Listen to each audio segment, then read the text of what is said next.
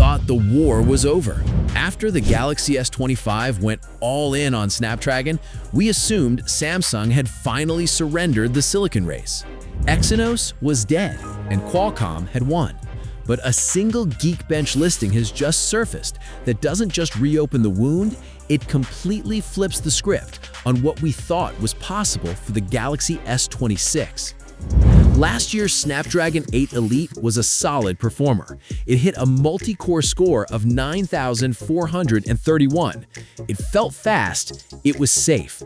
But the chip powering the base model Galaxy S26 isn't playing it safe. It just posted a multi-core score of 11,369. That number is violent. This is where the narrative shifts uncomfortably for Apple fans. The iPhone 17's A19 chip sits at 9,240 in multi-core performance. The Exynos 2600 isn't just matching the iPhone anymore. In raw multi-core power, it is destroying it. This isn't an accident. This is the result of Samsung's 2-nanometer manufacturing process finally maturing.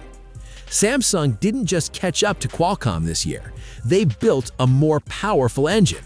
This listing confirms the base S26 will feature 12 gigabytes of RAM, defying the industry trend of rising memory prices.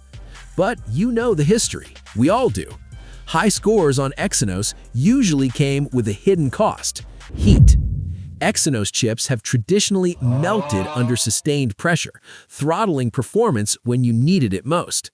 However, the architecture has physically changed this time. Samsung hasn't just shrunk the die, they have redesigned the thermal management at the silicon level to aid heat dissipation. The 2-nanometer efficiency combined with this new thermal structure suggests those high scores might actually be sustainable. So here is the massive contradiction. If this 2-nanometer Exynos is beating the iPhone and outclassing the new Snapdragon, why are reports saying the S26 Ultra will still use Snapdragon globally?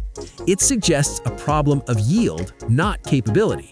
For the first time in a decade, getting the Exynos version of a Galaxy phone isn't a punishment. It might actually be the advantage.